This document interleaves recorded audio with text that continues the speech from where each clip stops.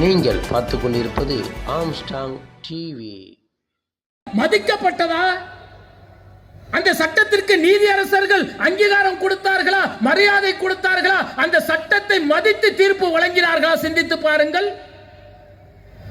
2021 உத்தரப்பிரதேசம் வாரணாசியில் ஞானபாவி பள்ளிவாசல் பிரச்சனைக்கு உள்ளாக்கப்படுகிறது. தீர்ப்புகள் வழங்கப்பட்டிருக்க வேண்டுமா இல்லையா? என்ன வழங்கப்பட்டது? இந்த தீர்ப்பிற்கும் ஞானபாவி பள்ளிவாசலை ஆய்வு செய்வதற்கும் எந்த சம்பந்தமும் இல்லை என்று நீதியரசரால் சொல்லப்பட்ட பிறகு நடந்த நிகழ்வு என்ன தெரியுமா? இந்தியாவில் மட்டும், ஊபியில் மட்டும் சுமார் 8 பள்ளிவாசல்கள் இடிப்பதற்கு இன்றைக்கு பாசிச கும்பல்கள் முயற்சி செய்கிறார்கள். என்ன சொல்றாரு நீதியரசர்? இந்த 1991 வழிபாட்டு உரிமை சட்டம் இருக்கிறது. இந்த சட்டம் ஞானபாவி பள்ளிவாசலில் அடியில் தொல்லியல் துறை ஆய்வு செய்வதற்கோ அல்லது நீதித்துறை ஆய்வு செய்வதற்கோ தடை விதிக்கவில்லை என்று ஒரு தீர்ப்பை வழங்குகிறார்கள். அந்த தீர்ப்பு வழங்கப்பட்ட பிறகு அடுக்கடுக்காக ஒவ்வொரு பள்ளிவாசல்களாக வழக்குகள் தொடங்கப்படுகிறது. கோவில்கள் இருக்கிறது என்று சொல்லி தொடர்ச்சியாக வழக்குகள் வருகிறது. வழக்குகள் மட்டும் 12 வழக்குகள் இன்றைக்கு நிலுவையில் இருக்கிறது. அந்த பள்ளிகளில் தொழுகையின் உரிமையை பறிக்கக்கூடிய வகையில் யாராவது வழக்கு போட்டார்கள் என்று சொன்னால் அந்த பள்ளிவாசலை ஆய்வு செய்வதற்கு தொல்லியல் துறைக்கு இவர்கள் ஆணையிடுகிறார்கள். நீதித்துறையின் மூலம் பள்ளிவாசல் ஆய்வு செய்யப்பட வேண்டும் என்கிறார்கள். வழக்கு தொடர்ந்தவர் எங்களுடைய ஆலயங்களில் எங்கள் பள்ளிவாசல் கீழே ஆலயம் இருக்கிறது, சிலைகளை அதற்கு அனுமதி தருகிறார்கள். எங்கே கொண்டு வரப்பட்டது? அது எங்கே சென்றது? நீதியரசர்களால் மதிக்கப்படவில்லை. அதிகாரத்தில் உள்ளவர்களால் அது மதிக்கப்படாமல் சென்று விட்டது. இப்படி அடுக்கடுக்காக இஸ்லாமியருடைய பள்ளிவாசல்களை இடிப்பதற்கு ஒரு கூட்டம் இன்றைக்கு தயாராகிவிட்டது.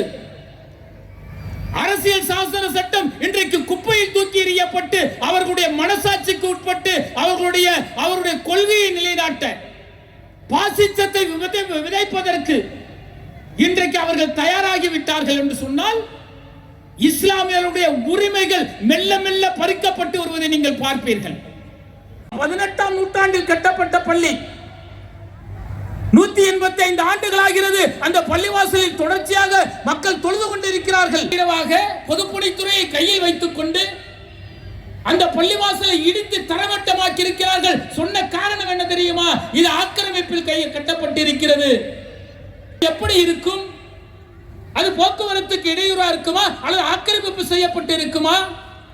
அடுக்கடுக்கான பொய்களை சொல்லி இப்படி அல்லாஹ்வுடைய ஆலயங்களை இடிக்கக்கூடிய ஒரு கூட்டம் தொடர்ச்சியாக பல்வேறு வழிகளை செய்து கொண்டிருக்கிறார்கள். இது ஒரு ஆக்கிரமிப்புங்கிற முறையில் செய்யலாம். அடுத்தது என்ன செய்கிறான் தெரியுமா? தொல்லியல் துறையை வைத்துக் கொண்டு இஸ்லாமியருடைய ஆலயங்களை முடக்கக்கூடிய ஒரு பணியை இன்றைக்கு பாசிசம் செய்து கொண்டிருக்கிறது. இந்தியாவில் மட்டும் சுமார் 118 பள்ளிவாசல்கள் தொல்லியல் துறையின் கீழ் இருக்கிறது.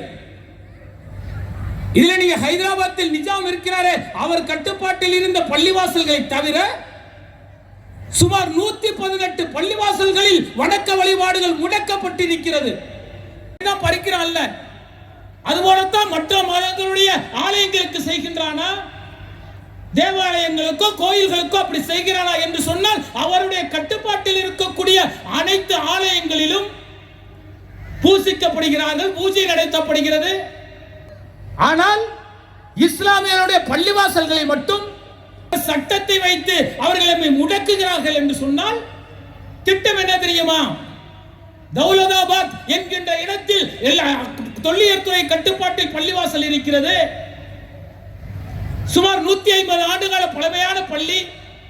அந்த பள்ளிவாசலின் மெம்பர் படியில் ஒரு சிலையை வைத்து விட்டு வந்த பிறகு என்ன சென்றார்கள் தெரியுமா?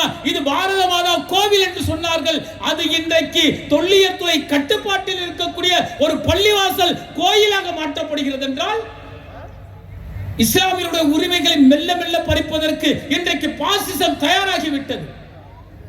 வணக்க வழிபாடுகள் செய்வதற்கு இஸ்லாமியர்கள் கொடுக்கப்பட்டிருந்த அந்த அரசியல் சாசன உரிமைகள் முற்றிலுமாக பறிக்கப்படுகிறது.